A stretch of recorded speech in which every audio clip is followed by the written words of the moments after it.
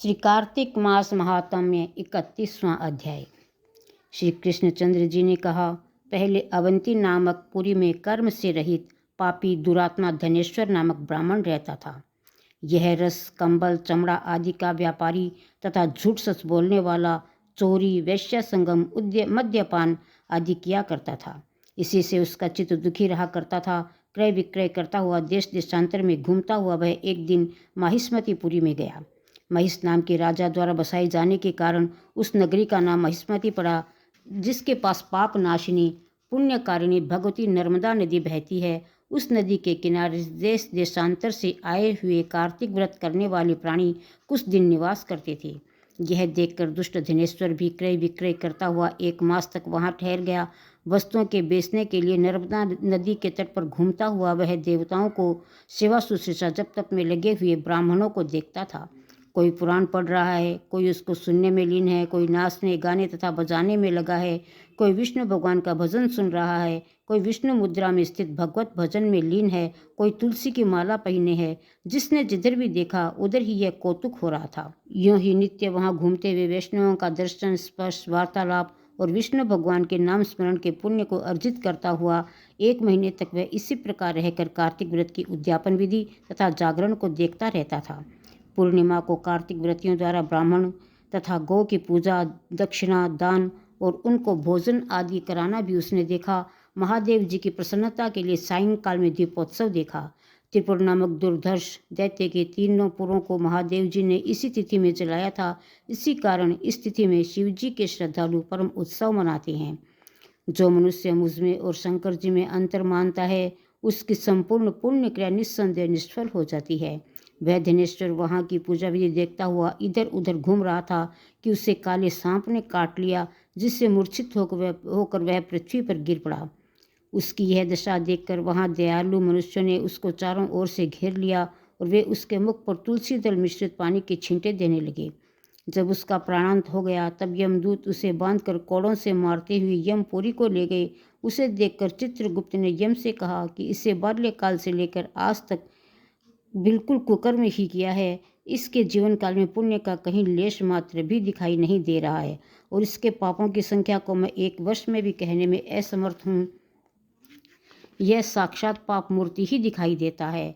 इसको 1 कल्प पर्यंत घोर नरक में रहना चाहिए। श्री कृष्ण ने कहा कि यह सुनकर यमराज ने अति क्रोधित होकर वज्र के समान कठोर वचन और कालाग्नि की भांति अपना विकराल रूप दिखाते हुए अपने अनुचरों को आज्ञा दी।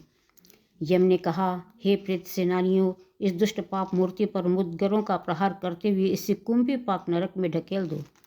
श्री कृष्ण जी ने कहा। यह सुनते ही प्रेतपति अपने मुद्गर से सिर फोड़ते हुए उसे ले गए और उबलते हुए तेल की कढ़ाई में कुंभी पाक में गिराया।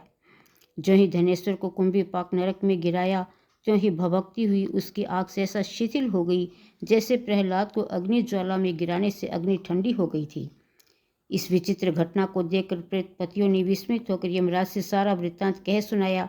यमराज भी उस आश्चर्यमय वृत्तांत को सुनकर यह क्या है कहकर चकित हो गए और धनेश्वर को बुलाकर विचार करने लगे। उसी समय हंसते हुए नारद जी वहां आ पहुँचे।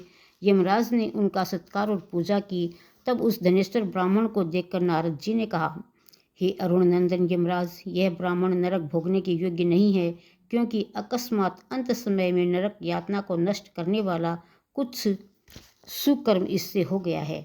जो लोग पुण्यवान प्राणियों के दर्शन, उनसे स्पर्शता वार्तालाप करते हैं, उन्हें उनके सुकर्मों का 6वां भाग प्राप्त होता है। एक मेले में कार्तिक व्रत करने वाले अनगिनत मनुष्यों के साथ इस धनेश्वर ब्राह्मण ने 1 महीना तक उनका साथ किया है। इससे यह उन लोगों के पुण्य भाग का अधिकारी है।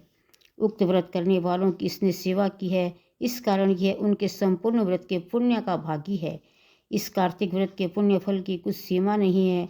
कार्तिक व्रत करने वाले मनुष्यों के बड़े बड़े दुष्कर्मों की भी भक्तवत्सल भगवान अपने तेज से भस्म कर देते हैं। अंत समय में तुलसी दल से मिले हुए नर्मदा के जल से विष्णु भगवान का स्मरण करते हुए वैष्णव ने इसकी गति तथा अंत्येष्टि क्रिया की है।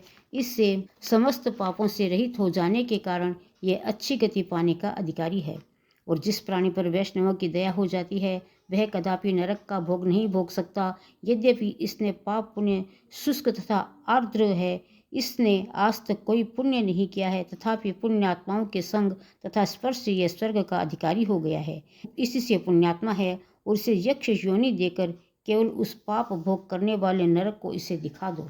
श्री कृष्णचंद्र जी ने कहा। जब ऐसा कहकर नारद जी चले गए, तब नारद जी के कहने से उसे पुण्यात्मा समझते हुए यमराज ने संपूर्ण नरकों को दिखाने के लिए दूतों को नियुक्त किया। 31वां अध्याय समाप्त हुआ। कार्तिक मास महात्म्य 32वां अध्याय। श्री कृष्ण जी ने कहा, इसके पश्चात प्रेतपति यमराज की आज्ञा से धनेश्वर को नरकों के पास ले जाकर उनको दिखलाता हुआ कहने लगा। प्रेतपति ने कहा, हे धनेश्वर, अत्यंत भयानक और कराल इन नरकों को देखो, जिनमें पापी गणों को यम के दूत नित्य ही दुख दिया करते हैं।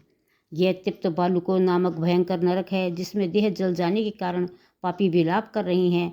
बलि बलेश देव करने के पश्चात जो प्राणी भूखे अभ्यागतों को भोजन नहीं देते, वे मरने पर इनमें अपने कर्तव्यों द्वारा बारंबार सताए जाते हैं। जो प्राणी गुरु, अग्नि, ब्राह्मण, गौ, वेद, राजा इनको लात मारते हैं, उनके भी पैर इस गर्म बालू में जलाए जाते हैं।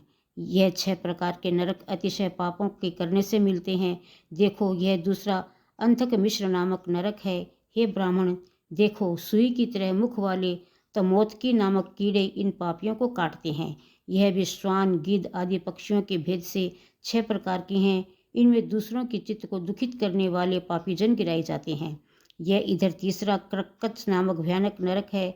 इसमें आर्य से पापी लोग चीरे जाते हैं। ये भी 80 पत्र वन आदि भेदों के 6 प्रकार के हैं। इसमें स्त्री तथा पुत्र आदिकों का वियोग करा देने वाले पापी पकाए जाते हैं। अपने प्रियजनों से विछोह कराने वाले प्राणी भी 80 पत्र रूपी तलवार की धार से काटे जाते हैं और कुछ भेड़ियों के डर से भाग जाते हैं। देखो, यह अर्गल नाम का महाभयानक चौथा नरक है। इसमें पापी लोग इधर उधर चिल्लाते हुए भाग रहे हैं। इधर अनेक प्रकार की फांसियों से यमदूत पापियों को बांधते हैं। यह भी वध इत्यादि भेदों से 6 प्रकार के हैं। और भी देखो, यह कुटशाल मली नामक 5वां नरक है। इसमें श्यामर के लोह अंगारों की भांति कष्ट वाले बड़े बड़े कांटे हैं। यह भी यातना इत्यादि भेदों से 6 प्रकार का है। परस्त्री, किसी से विरोध तथा पर द्रव्य की चोरी में लगे हुए पापी इसमें पकाए जाते हैं। देखो, यह उल्बण नामक 6वां नरक है, जिसमें नीचे सिर कर दुरात्मा पापी लोग पकाए जाते हैं और नीचे की ओर रक्त पीप भरा हुआ रहता है। यहाँ भक्षा भक्ष के विचारहीन निंदा चुगली करने वाले प्राणियों को मारा जाता है, जिसके भयानक पीड़ा से ये चिल्ला रहे हैं। दुर्गंध आदि भेद से ये भी 6 प्रकार का है। और 7वां कुंभीपाक नरक है, जिसका दर्शन बहुत ही भयानक है। हे धनेश्वर, देखो, तेल आदि द्रव्यों से ये भी 6 प्रकार के हैं और इसमें महापातकी लोगों को यमदूत गण पकाते हैं। इनमें हजारों वर्ष पर्यंत यम यातना भोगनी पड़ती है। यही 42 रौरव नरक हैं, जिसको तुमने देखा है। इच्छा रहित जो पाप किए जाते हैं वे सूखे, और इच्छा पूर्वक जो पाप किए जाते हैं वह पाप आर्द्र कहे जाते हैं। इस प्रकार शुष्क तथा आर्द्र भेदों से पाप 2 प्रकार के होते हैं। इसके अलावा और भी पृथक पृथक 84 प्रकार के पाप हैं। पहला अपकीर्ण है, पाडाक्तेय, तीसरा मलिनीकरण, चौथा जाति भ्रंश करण, 5वां उपपाप, 6ठा अतिपाप, 7वां महापाप। ये 7 तरह के पाप हैं। जो जीव जैसा कर्म करता है वह इन 7 नरकों में अपने पाप कर्म से पकाया जाता है। तुम्हारा कार्तिक व्रत करने वाले लोगों के साथ बड़ा संसर्ग था। उसके पुण्य प्रभाव से तुम्हारी नरक यातना दूर होगी। श्री कृष्ण जी ने कहा। इस प्रकार प्रेतपति धनेश्वर को सब भांति नरक दिखाकर उसे ले गया। यक्षलोक में उसे ले जाकर वहाँ का राजा बना दिया। वहाँ धनेश्वर धन यक्ष नाम से विख्यात हुआ और कुबेर जी का सेवक बन गया, जिसके नाम से विश्वामित्र जी ने अयोध्यापुरी में एक तीर्थ बनवाया है। और ऐसे महात्म्य वाला यह कार्तिक मास है और संसार में भुक्ति मुक्ति सब कुछ देने में समर्थ है। जो इस कार्तिक मास का व्रत करता है तथा करने वाले का दर्शन करता है, उसे अवश्य मुक्ति मिलती है। 32वां अध्याय समाप्त हुआ। राम राम।